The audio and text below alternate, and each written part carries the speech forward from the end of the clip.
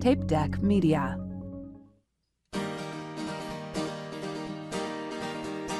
My friend Dan, he's got a podcast, 'cause all comics need a podcast, and nobody had a podcast called The Art of Bombing. So Dan went out and bought a tape deck. Who knows why he bought a tape deck? Podcasts don't get played on tape decks, but Dan is from the 80s. So hey there, all you funny jerks, come talk to Dan about your work. Tell him all about your worst times. It's The Art of Bombing.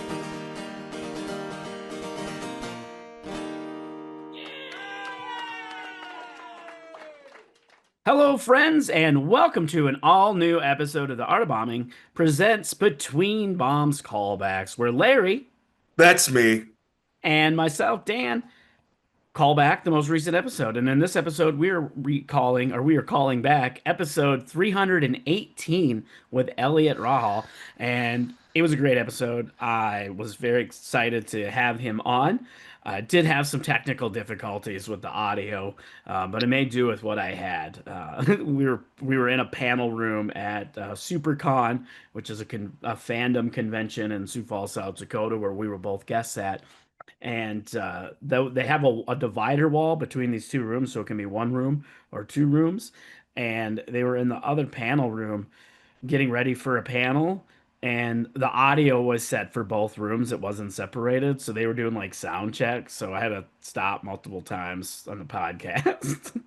I Oh edited all God. that out, but then also couldn't plug into the sound stuff or whatever. So I ended up having to use just the audio from the camera. Luckily, I had my lapel mics with me, but we did it. We got it done. It was a good quality episode. That's what's important. Because it was good. It was great talking to Elliot. He's one of my favorite comic book writers. I've been a big fan of his since I met and since he started writing comics, especially of this book that we talked about, Knock 'em Dead. It was a good book. And I really love what he did with the jokes in the book, because he didn't write, because it's a book about a stand-up comedian, but he uses a different mechanism to deliver the jokes, which I thought was a fantastic way to do it.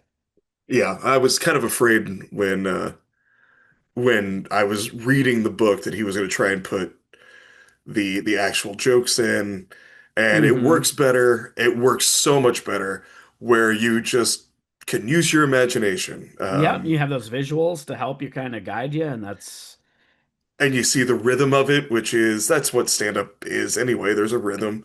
I think yeah. it If I'm not mistaken, was it didn't I Mark? did I buy that book for you? I think I did. I believe you did. I I believe did. you I gave sent it it. I to me, bought. and Yeah, I bought it as a gift for. It was a thank you for letting me crash at your place, and then taking me to all the right comic book after, stores too after my car broke down. yeah, R.I.P. car. Um, Yeah, R.I.P. that Hyundai Santa Fe. The Santa Fe. That's right. Um, but yeah, I think it was Mark Maron that was talking about it's a joke because it da da da da da da Hmm. da da It da can da have da a da da da. little bit of a rhythm. Yep. And it's Yeah. hard when you're reading, like, you can write it with that, but if the reader doesn't read it with that rhythm, it's not going to present itself as a joke. And I mean, and that's one thing when it comes to writing, there's a big difference between writing for the page and writing for the stage when it comes to humor, and you see that a lot with different humorists. They'll write funny stuff, but it's not hmm like your traditional joke. It's not necessarily a setup and a punchline, you know. And I think a lot of that, with that is that you have to, like with a joke, like a good example of this is I wrote a comic strip based on one of my jokes. Now, if I just wrote a comic book or a comic strip and that joke was in the comic strip, I don't think it lands. But because I turned it into a comic strip, so the Yeah. joke itself is the comic strip, it works. Yeah, well, you talk about humorous versus stand-ups. You look at David Sedaris. Um David or Sedaris. Is it Sedaris or Sedaris? I think it's Sedaris. Come But at us. anyway, At um us. correct me. Actually, Correct us. I'm fine with being corrected. Because I forget there was somebody's name that everyone's been mispronouncing for years. Oh, Steve Buscemi, who was Yep. actually finally after like 40 years, he's like, it's Buscemi, but I just didn't. I'm like, no, it's Buscemi. Just leave it alone. Um, but yeah, That's David funny. I Sedaris, have a joke similar to that about uh nice. yeah, I have a joke about somebody letting me call them by the wrong name for several years. I did But that with a anyway, neighbor. I let him call me Dave for as long as we lived there. But yeah, David Sedaris is a brilliant humorist, brilliant author. Um, Watching him deliver his writing is he has a very tough. it's very specific style in which he delivers it, and it's not for everybody. I'll put it that way. Yeah, that makes sense. Whereas his sister Amy Sedaris, was it Strangers with Candy and At Home with Amy Sedaris and everything else in between.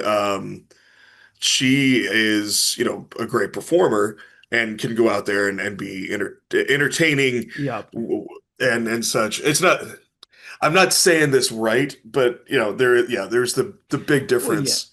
There absolutely is. There is. And then when you if you're listening, if you're a comedian listening and you want to get more into the writing side of things, you do have to consider that. It's just like here's an example of jokes that are better for like television versus like a live. It's like when you have like for award shows. Here's an example. You have or a monologue for SNL. When a stand-up's on there and they're going to do a monologue, they'll take it into a comedy club, and it doesn't always work in a comedy club. Or if they're working on a roast and they're trying out roast jokes, they're just doing it to get the practice of, performing them live, I think. But the jokes don't always land because it's part of a particular format.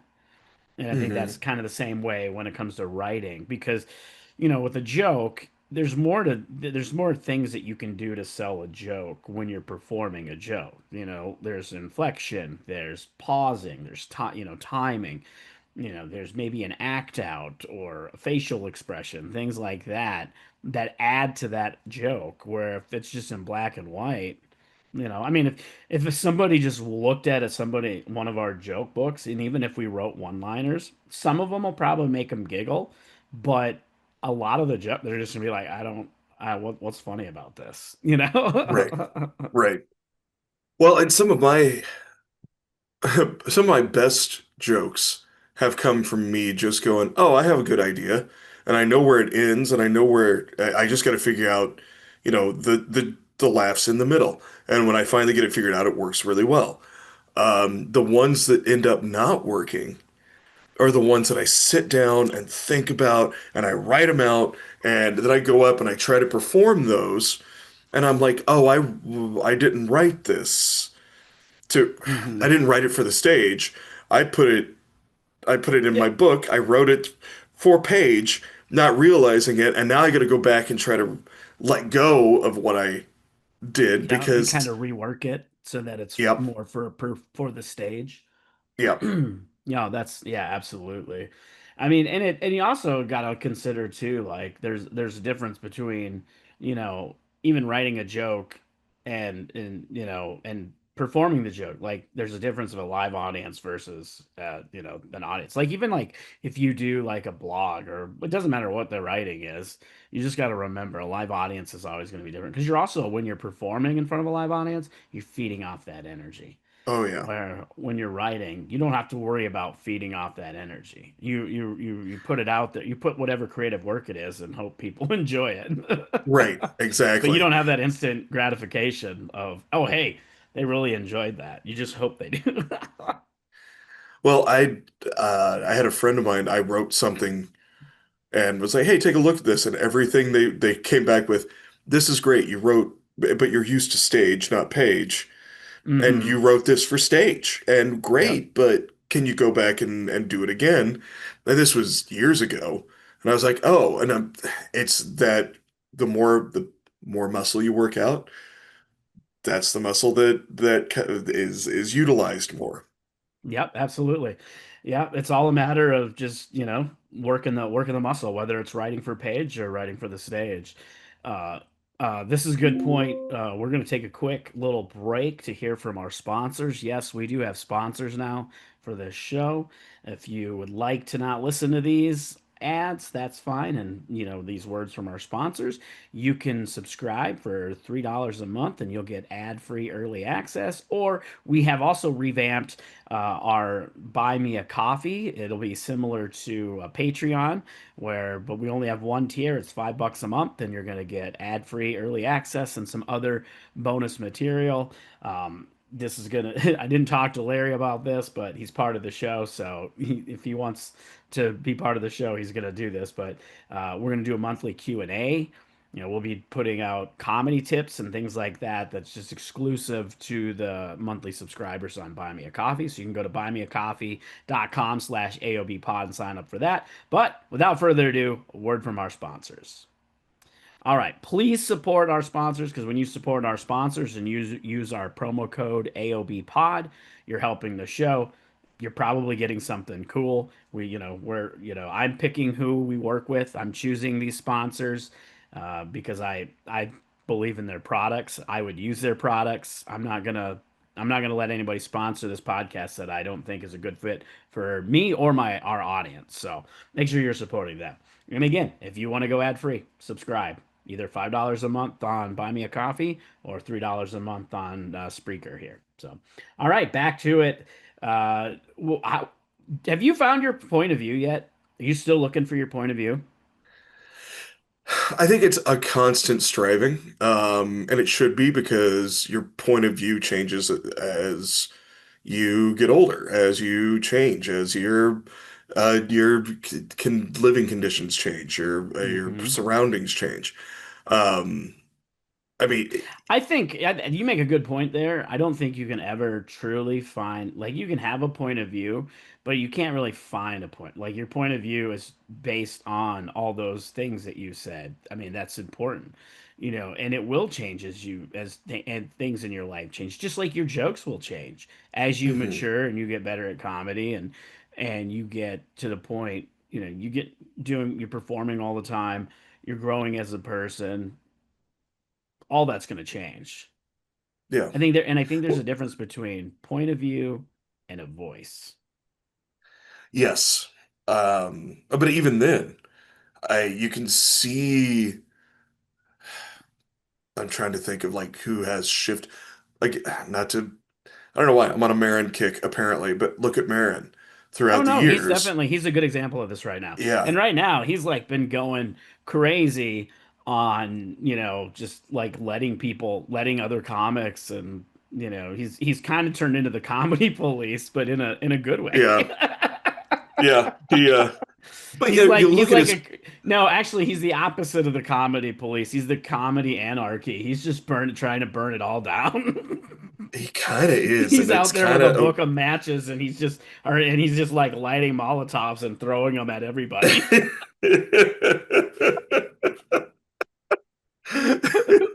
And I love it. Yeah, well, it is fun to watch. But it's also fun to watch people get hit and be like, "What? Me? Why is he Yeah, I coming know. They're after like, me?" what? But yeah, Yeah. you look at him throughout the years, and he went from being kind of an absurdist. He's got one of his jokes from the 90s, one of his early jokes was about people with schizophrenia, like seeing somebody with you think, oh, they're just schizophrenic. We gotta, and they're out there talking to themselves, but what if they're actually those are the people that God's talking to? And he has that whole bit about it, and I'm like, I was like, oh my God. And it's still one of my favorites. But then he went in through that angry Marin phase where Yep. and now, Bitter. yep, yeah, he's still angry, but he's not bitter about it. Yeah, He's he's just he's kind of, yeah, yeah, and yeah, his point of view has definitely changed. And I think and you can see that, like you said, through his career. I mean, he's been doing comedy for over 40 years, and in that 40 years, his point of view has changed a lot. yeah, And yeah. honestly, you I mean, he if you looked at his old stand-up versus his stand-up now, you'd be like, outside of like his physical appearance, and even that's changed a lot. You'd be like, is this really the same guy? Like, how did this Right. happen? There's Yeah. an evolution there, and that point of view changing over time as your situation changes, because he's went through a lot. He's been very open about, his addiction and his sobriety. I mean, he's going on 30 years of sobriety, something like that. It's like 27, 28 years, whatever. The evolution of his podcast and like just into his life and everything. He's been very open about all mental health issues and, health issues and all the things, and that has definitely formed his point of view. And just like, anybody else, like if you go through those different things and as you evolve, your point of view is going to change. Yeah. But And I think and it it is should. good to have a point of view when you're thinking about it and what that point of view is. Even if your point of view is neutral, like I'm not even talking about a point of view when it comes to like political humor or religious or whatever, because those aren't a point of view per se. That's more opinion, can be more opinion. I think you got to be careful with that too.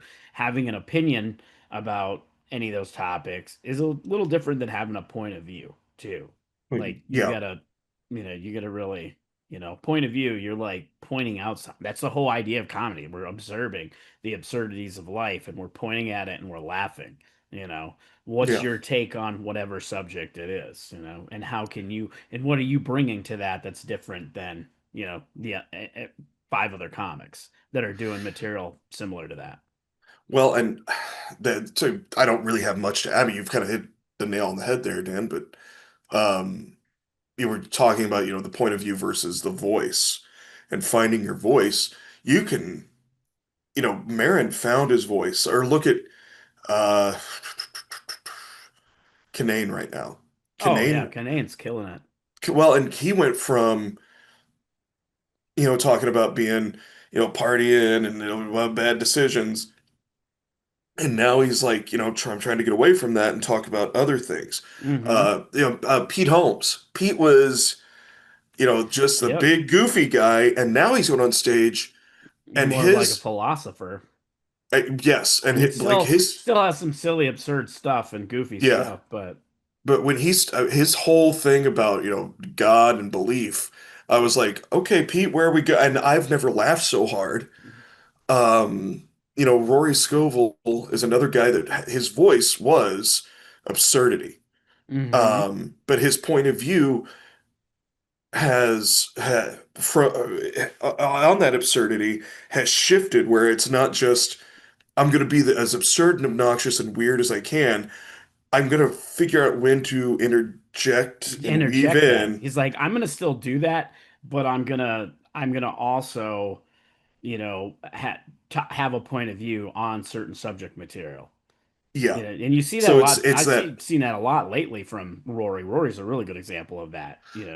Rory Right is now he's like some of his stuff that I've yeah. been seeing, some of the stuff that's leaning more towards political humor, but Yes. even though it's somewhat political related, it the absurdity, the his absurdity of it is what makes it funny. Him being just super goofy and out there. Well, when he goes on stage and does lets his southern accent come out for no reason at all other than to just make the joke, and does like half of his set with his southern accent.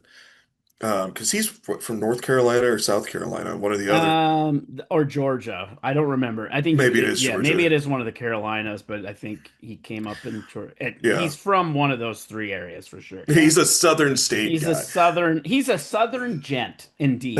As producer, I should Google that to You find should have. You out, should find out. but I'm not going to. That's fine. We need You to know what? start. You know Post it on the what? page. Well, yeah, we'll post it on the page. We'll figure it out where he was from. But you know what's worse? The show, the art of bombing. Obviously, we talk about bombing. Bombing's never fun. But you know what's worse than bombing just on a regular show?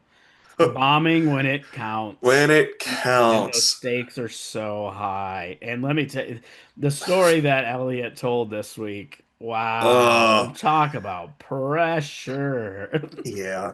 I I Being have part of being part of a pilot and then just eating it. Oof. that like listening to that, I had to pause three different times just to be like, oh, oh, I get it, I get it. 'Cause I had a couple of bigger name comics that I when I was but years ago for like second or third year, and I was chugging along pretty good. But I somebody had set me up to be like, hey, I want to get you in front of this guy, and then I'd be like, okay, and then I'm gonna record and get a good recording, Yep. and then I'm gonna, and then just got up in my own head. It was nobody's fault but mine.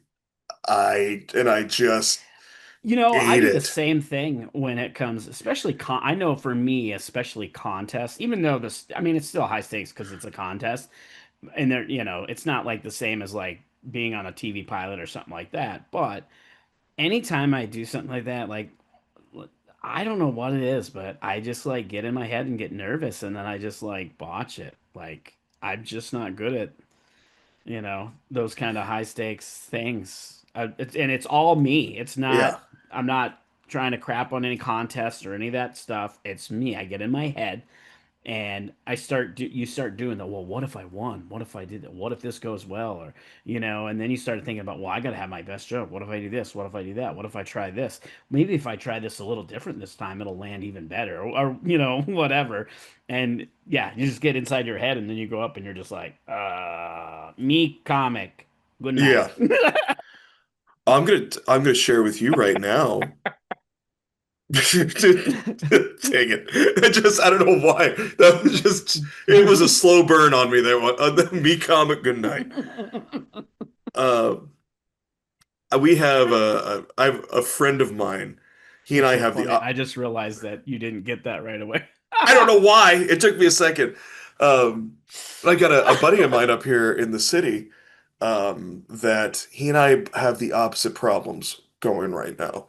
In that when I go up for an open mic, I am nervous. I'm inside my own head. Oh yeah. I am, and yeah, it's only 4 to 5 minutes if I'm lucky, but you put me on a showcase or you put me out and that clicks and I go And out there and I'm ready to go. I think part of that is though especially when and I've had the same problem because when you move to a new scene and the difference between doing a show and an open mic is you got at an open mic it's it's usually other comics and it's easy to get in your head because you want to impress, they're your peers and they don't know you. You know what I mean? Like you're trying to make that first good impression of, look at me, I know what I'm doing. I've been doing comedy a long time. Right. But it's also here's another confession. It's confession time. Uh-oh. When I look out and see a Father bunch of Dan in the house. yeah. When you look out, when you're our age, and I know it's for me, maybe it's not for you, but when I look out and I see a I'm bunch of older than 20, you, so when I see it's a bunch of definitely for 20, me. when I look out and see a bunch of 22-year-old faces, I all of a sudden just feel like, well, get pop his walker, and Get let me pop his walker. let me talk about things that you have no frame of reference for. The There's other a night, I made a Schindler's List reference the other night, and oh god, it and was a mostly 20-something-year-old crowd, and most of them looked at each other like, "What's a Schindler?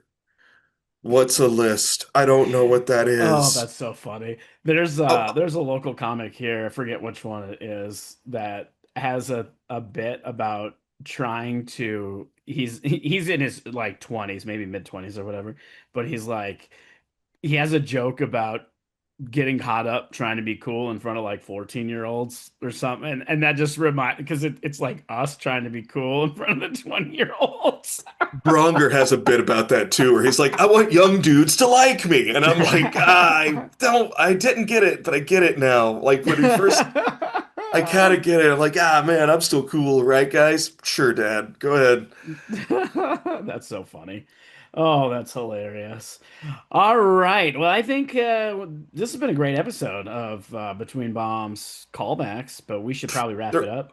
They're all great episodes, Dan. Well, they are all great episodes, but we do have to wrap it up. That said, make sure you follow the podcast wherever you listen to it, subscribe, like, give us a 5-star rating, maybe leave us a nice review. We're still building that up. We'd still like to. I mean, we've been doing this for a long time, and we do it because we love it, not because we don't have a big listenership. We're a niche podcast. We understand that, but I know that they're in one big comedy market. There are more open micers than we get downloads in a month.